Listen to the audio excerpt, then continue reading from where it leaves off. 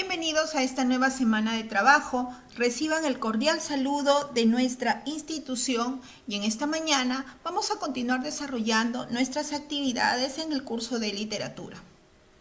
El tema a tratar el día de hoy es el posmodernismo, la última etapa del modernismo que generó una revolución en el ámbito de la literatura, proponiendo una literatura más sencilla, una literatura más nacionalista.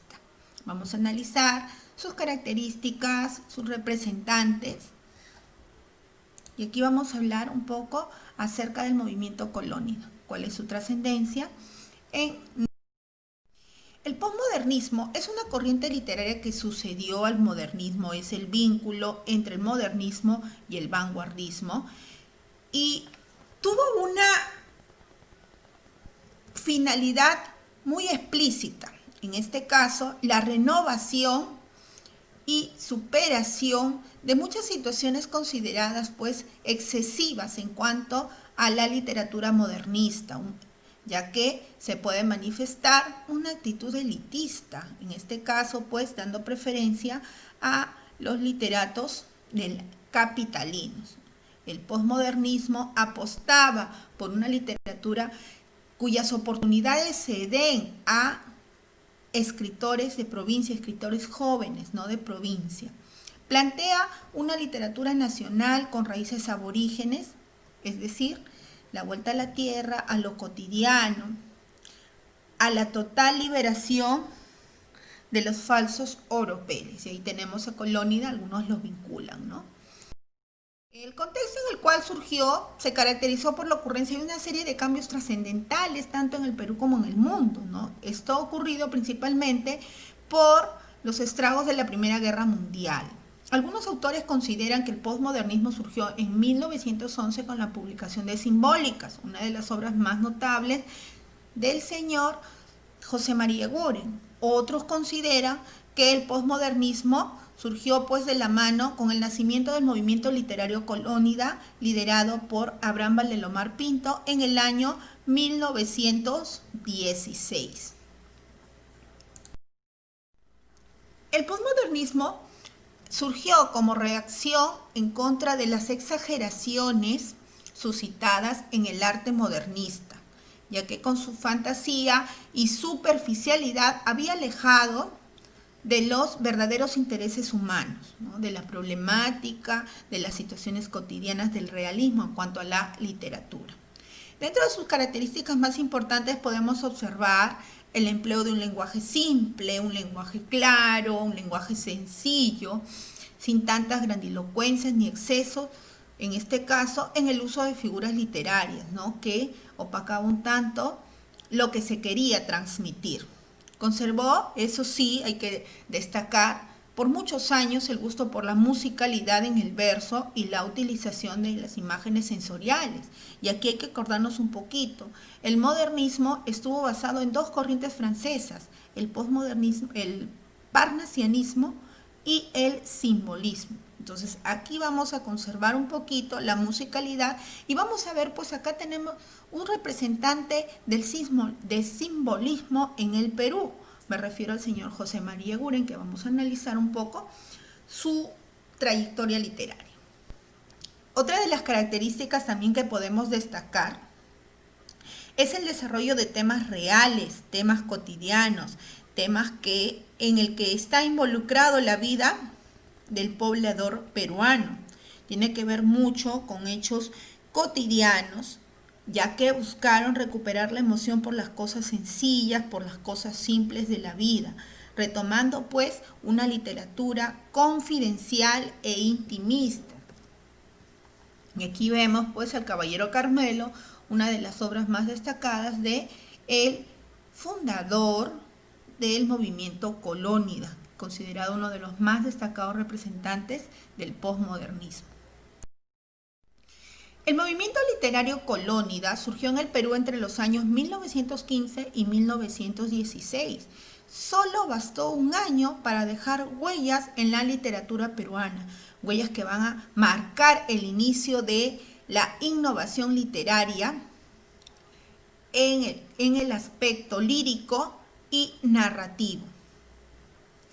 Este movimiento surge como respuesta al espíritu elitista y colonial que aún persistía en la literatura peruana.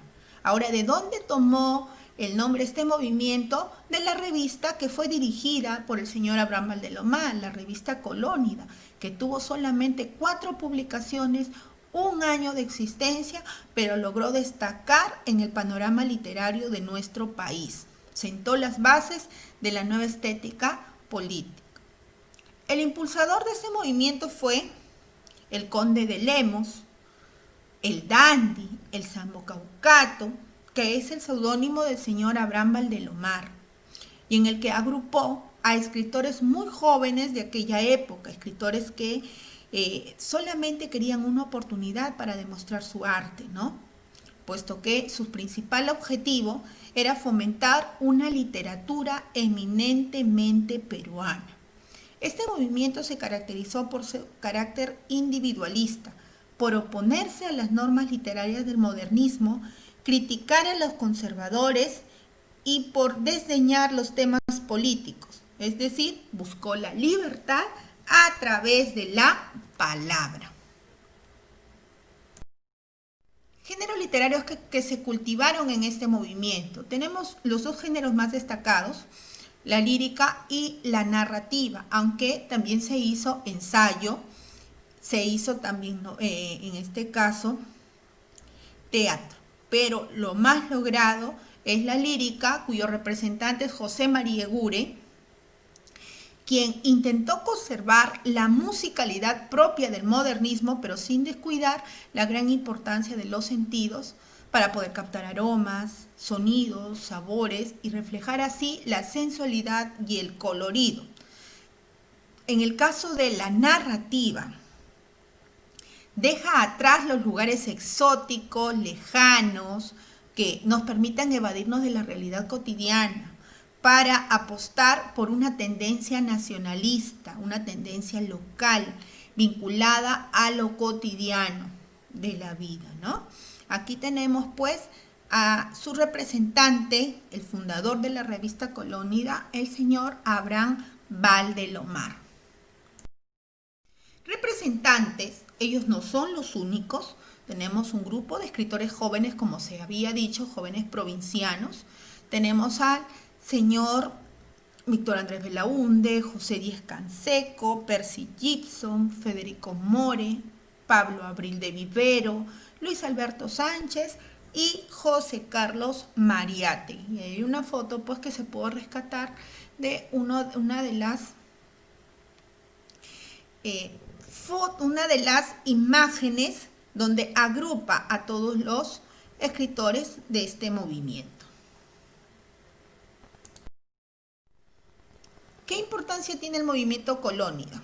Inauguró entre los literatos del Perú una conciencia cultural, mostró gran preocupación por reivindicar y apoyar los jóvenes valores de provincia, ¿no? Trayendo consigo pues una literatura nacionalista, una literatura que esté vinculada con el sentir cotidiano, con las acciones propias de la vida que cada uno de los pobladores puede dar a conocer. Estuvo en contra de toda rigidez literaria, hay renovación de temas, renovación de estilos, y constituyó, aquí hay que tener cuidado, constituyó el tránsito de la sensibilidad modernista hacia el vanguardismo, ¿no? Ahí tenemos a uno de sus representantes, José Carlos Mariátegui. El Perú es Lima. Lima es el jirón de la Unión. El jirón de la Unión es el Palais Concert. El Palais Concert soy yo. Abraham Valdelomar, una de las expresiones características por el que se le recuerda, ¿no?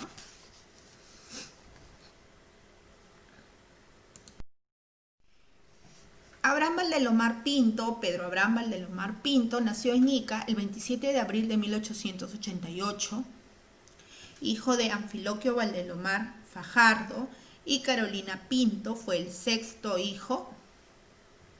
En este caso, muy pequeño, fue trasladado a Pisco, donde realizó sus estudios primarios, luego en Lima, en el Colegio Guadalupe. Es ahí donde inicia pues su vida literaria, en este caso también a través del periodismo, pudo redactar en La Idea Guadalupana, ¿no? Ingresó a la Facultad de Letras en la Universidad Nacional Mayor de San Marcos.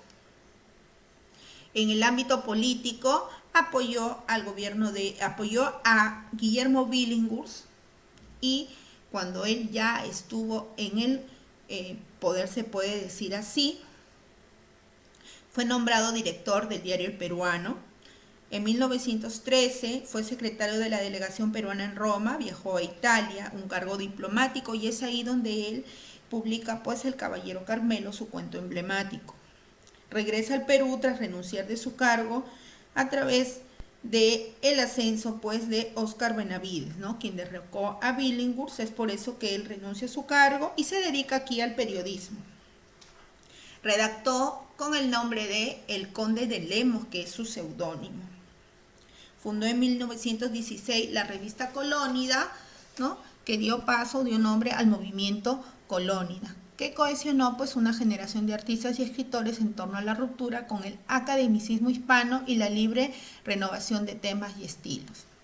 Fue uno de los más destacados cuentistas del Perú, junto con el señor Julio Ramón Ribeiro. Realizó giras por provincias dictando conferencias, una vez pues que fue elegido representante del Congreso Regional del Centro, una modalidad política que determinó el señor Augusto B. Leguía. Murió en circunstancias extrañas que ahorita vamos a ver. Manejó entre sus obras un tono nostálgico, tierno e íntimo, mucha imaginación, finísima sensibilidad y vigilante humor. Revela nuestra realidad más inmediata, cotidiana y familiar. Cultivó todos los géneros, se puede decir así, rescatando el valor de las cosas cotidianas, la significación de provincia y las características de la costa. Entre sus obras podemos mencionar a El Caballero Carmelo y en este caso también Los Hijos del Sol. Y ahí los cuentos que involucran a estas obras. También hizo poesía, y tenemos Tristitia, El hermano ausente en la cena pascual. En este caso, las pudo agrupar con el nombre de Voces Múltiples en 1916. Escribió las novelas La ciudad de los tísicos, Hierba Santa, La ciudad muerta. En el caso, pues, de su fallecimiento, esto acaeció en Ayacucho el 3 de noviembre de 1919, cuando él tenía 31 años. Se dice que, hay dos versiones, se dice que cuando él se disponía a bajar de una escalera, resbaló y cayó desde la altura de 6 metros sobre un montículo de piedras, sufriendo pues lesiones en su columna, ¿no?